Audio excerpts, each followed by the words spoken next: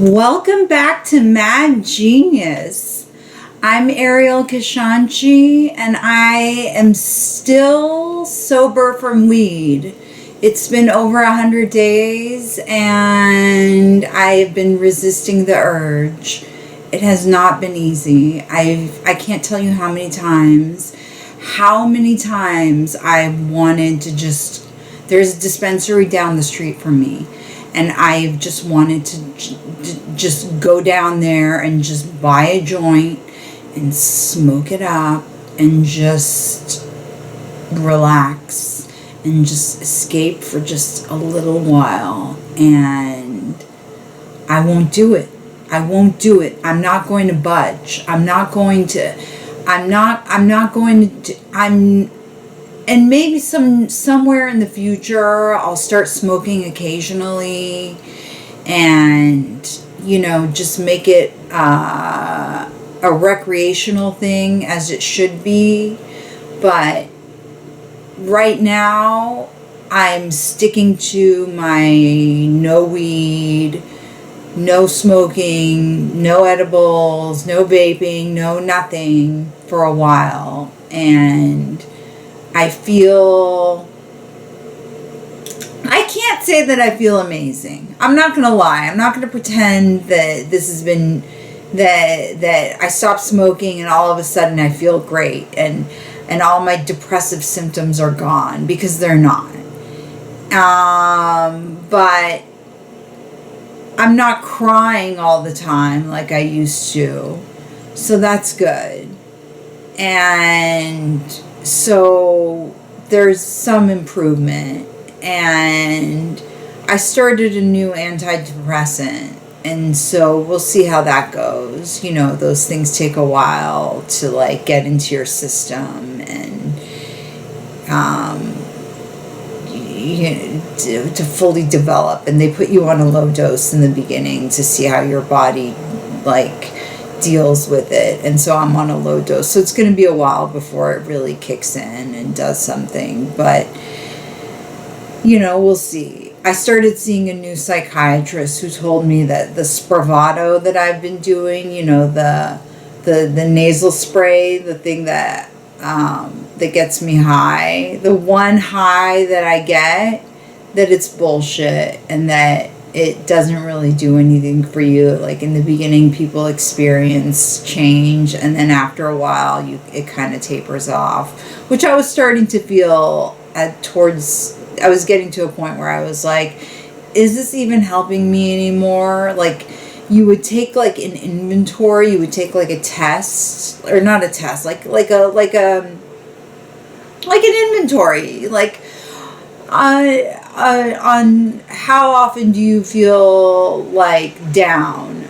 How many days a week do you feel not well? How many days a week do you feel hopeless and depressed? How many days, and mine was more than half. And I was like, this isn't improving. My doctor was like, your chart zigzags. And I was like, well, this isn't it supposed to be going up? And so I'm like, I don't think I need to do this anymore. I don't need to go and spend my time and money on this thing if it's not really helping me anymore. And now that this new psychiatrist has confirmed that it doesn't really do anything, I'm like, all right, goodbye Spravato. So goodbye Spravato. But I did take a week off because I just had stuff going on, and so sorry if I missed a week, but I'm back, and hopefully I won't miss next week. But I did watch the new Ryan Murphy show, All's Fair, which is very Kim Kardashian centric, which her and her mom are executive producers on the show, although it looks like everyone, if you look at the credits, there's 30 executive producers on that show. Every actress is an executive producer on that show. And it's weird that the worst actress on the show gets the most screen time. But, and is it a terrible show? Yes.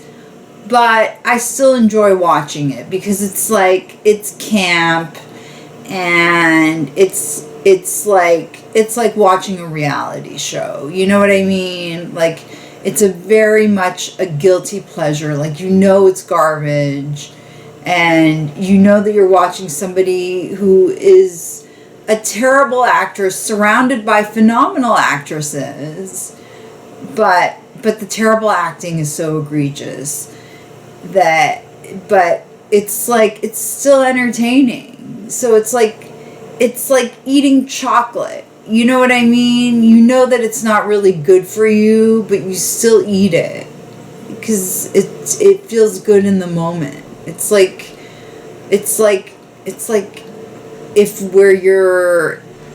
they have See's Candies where you are, you know, you go to See's Candies and they give you a free sample. There's a See's Candies near me, and whenever I go in for a free sample, and then I leave, and I get that free sample, and it's just like a moment of free bliss, and I kind of liken it to that. It's like this moment of, it's not free because I pay for Hulu, but of bliss. Of like, my mind is like going on vacation. I guess it's kind of like getting high. This is like my replacement for getting high, is watching this like show that's gonna be gone soon. I've watched the first 4 episodes. There's only one more left that's coming out next week, and then it's done. And then there will be no more All's Fair. And then I'll have to just go back to my Real Housewives, which thankfully that's still on the air. So that's my review of All's Fair. Garbage, but still, you know, I enjoy it. I enjoy watching the garbage. I know it has terrible reviews everywhere, but it's still fun to watch. So I give it a thumbs up. A cautious thumbs up. Do I want to talk about Mondani winning? I mean, wow.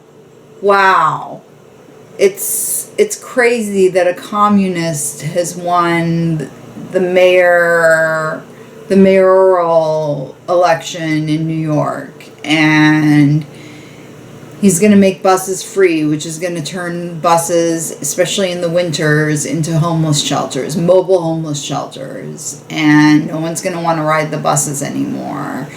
And you know what? No, let's not talk about Mamdani, because it's such a sticky subject, and I don't want to be a political person, but I will say it's a little scary. And yeah, that's what I have to say about that situation. What I will say is, I've gone on a couple dates with somebody who I really like, and I've realized something about men that I like, and that I've realized that I like a balanced man. Like, what I really like is a man who is not, like, I have a strong aversion to high energy men. Like, I do not like high energy men. Like, I don't like a man who's bouncing off the walls, who wears loud clothing, who's loud, who listens to loud music, who wears a lot of cologne, who's like, who mansplains, who's like too bro-y, who quotes like Rogan, even though I listen to Rogan and I actually really like Rogan, but who quotes him and says and gives a bad reputation to the whole like manosphere people, like who I actually like and listen to. That I don't like. I don't care for the high energy men, and I also don't care for the Eeyore types. Like, I don't like a low energy man who is like just, you know, Eeyore energy. I don't like that either. And I don't like aggressive men, like who are like too sexually aggressive, who are like, you know, like, ugh, like, I don't like that kind of energy either. And I don't like a man who's like afraid of me. So I like a guy who's balanced. And this guy seems to be super balanced. And he seems to actually be like a kind, decent human being overall, which is really nice. So fingers crossed. It's still very early. We're still just a couple dates in, so we'll see what happens. But and it was a Bumble date.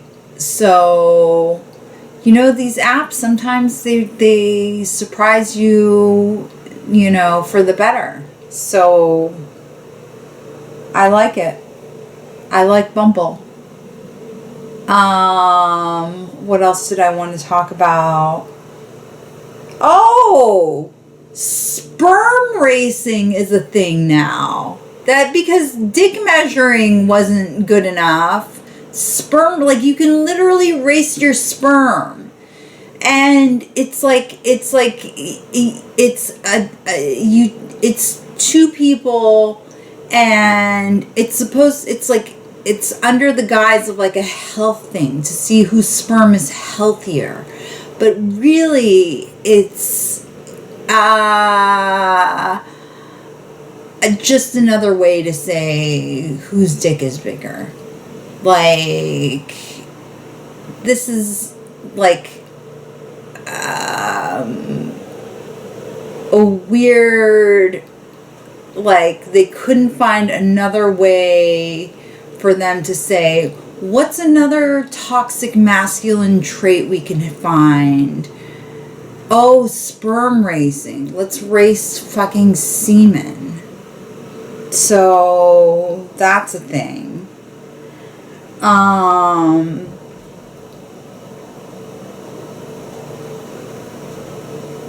Target is now making it mandatory for staff to smile at customers to boost sales, because nothing makes me want to shop more than mandatory joy.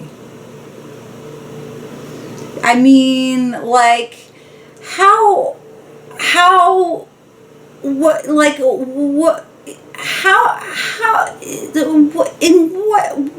I don't understand how it must feel to go to work and have a smile permanently glued to your face when you're stocking shelves and having to take returns and deal with people's complaints. And this is like a little bit too much. Like, mandatory smiling is a little bit like torture. So I don't Target, come on. You've done some weird things in the past. This is taking it a little too far.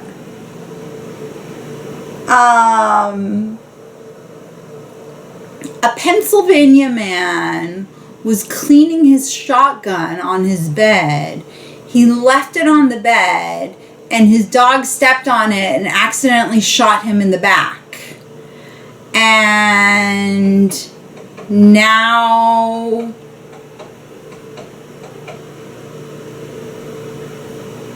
I guess the dog is really, the dog was tired of getting blamed for the farts. I stepped on that joke, but you know what I mean. The dog didn't want to get blamed for the farts anymore.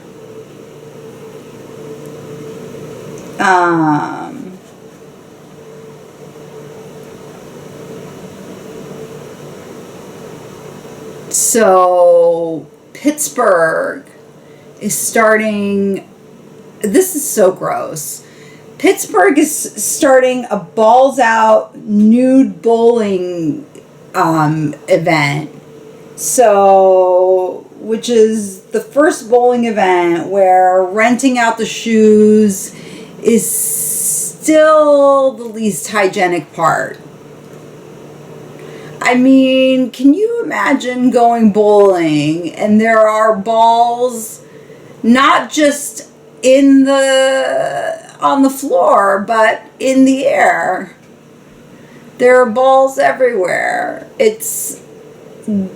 I like, imagine the guy bending over to bowl and you see his nutsack.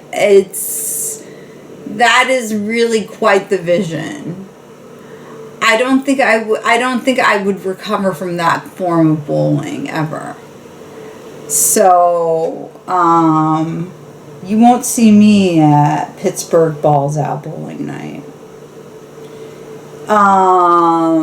My two favorite people, Prince Harry and Meghan Markle, made it to Kris Jenner's birthday party, the 0070 Kris Jenner party, the birthday party.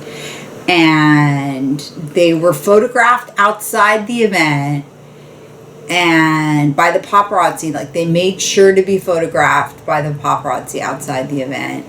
And then they were photographed inside the event and they were posted on Kris Jenner's socials. And then they asked to be removed from the socials because they didn't want, like, they didn't want the royals to see them, like, socializing with these reality stars. Like, why'd you go then? Why would you go? If this is your fear, if you don't want to be known for socializing with the royals or with the reality stars of the world, why would you go to this event? Like, they're such hypocrites, and I love them. I truly love Meghan Markle because she's such a hypocrite, and I always want to see what her next move is. So I really can't wait to see what's next with her. And I'm still recovering from COVID, by the way. I am still feeling not 100%. It's crazy. Like, I'm still feeling sick. And I don't know what to do. I hope it's not long COVID, but I'm afraid it is. Anyway, that's all I got for this week. So I hope you enjoyed today's episode. If you did, please tell a friend. Leave a review, leave some stars, and I will see you next week.